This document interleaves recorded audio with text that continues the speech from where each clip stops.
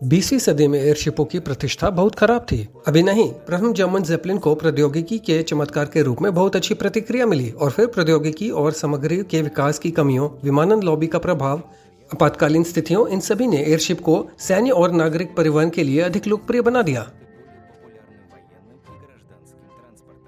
हालांकि हिंडनबर्ग आपात के बावजूद 20वीं सदी में भी एयरशिप पर बचाए जाने लोगों के आंकड़े विमान दुर्घटनाओं की तुलना में जीवित रहने की दर अधिक दर्शाते हैं।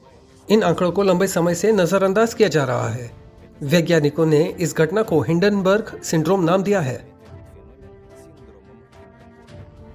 तथ्य यह है कि हिंडनबर्ग पर 57 यात्रियों में से 62 को बचा लिया गया था। इटालिया पर दुर्घटना में 16 में से 10 लोगों को बचा लिया गया था। एयरशिपों को परिवहन के शांतिपूर्ण साधनों के साथ जोड़ा गया था, लेकिन युद्धों के दौरान उनका उपयोग सैन्य उद्देश्यों के लिए किया गया था। सच ये है कि ऐसे प्रयोग से सफलता नहीं मिली, लेकिन सैन्य उद्देश्यों के लिए एयरशिपों के उपयोग से उनकी प्रतिष्ठा पर भी असर पड़ा। एयरशिपों की एक निश्चित सांस्कृतिक छवि होती है। वे अक्सर काल्पनिक फिल्मों, पुस्तकों, खेलों और स्टीमपंक शैली के नायक बन जाते हैं। और आज कई लोग एयरशिपों को विज्ञापन वाहन और शो प्रतिभागियों के रूप में देखते हैं। तो फिर हम एयरशिपों की खोई हुई प्रतिष्ठा को कैसे बहाल कर सकते हैं? 20वीं सदी में एयरशिप निर्माण को पुनर्जीवित करने और इसमें निवेश आकर्षित करने के लिए कई प्रयास किए गए, लेकिन यह केवल 21वीं सदी में ही संभव हो सका। क्यों? जवाब बहुत आसान है। अब पर्यावरण अनुकूल परिवहन की बढ़ती मांग के साथ साथ निकासी के लिए आवश्यक परिवहन के कारण एयरशिप का पुनरुद्धार हो रहा है।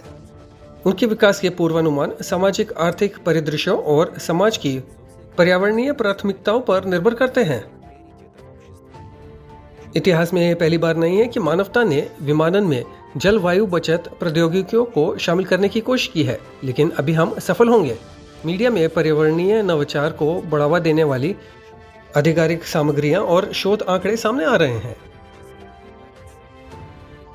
पर्यावरणीय पहल के प्रसार के साथ ही एयरशिपों की प्रतिष्ठा भी बदल रही है। इसलिए दुनिया भर में ऐसी परियोजनाएं उभर रही हैं जो सफलतापूर्वक एयरशिप निर्माण में निवेश आकर्षित कर रही हैं।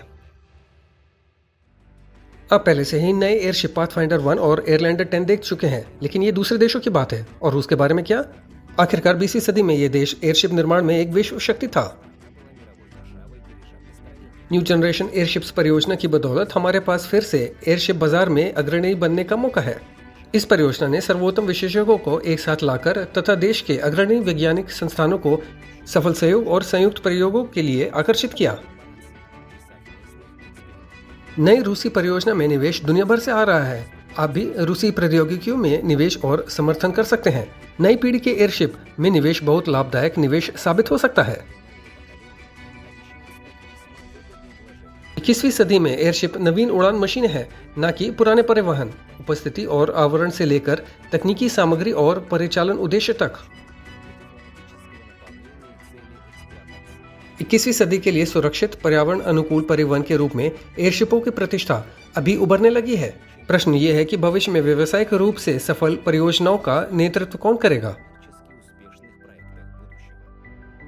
विवरण में दिए गए लिंक पर क्लिक करके न्यू जनरेशन एयरशिप्स परियोजना में पैसे कमाने का तरीका जानें।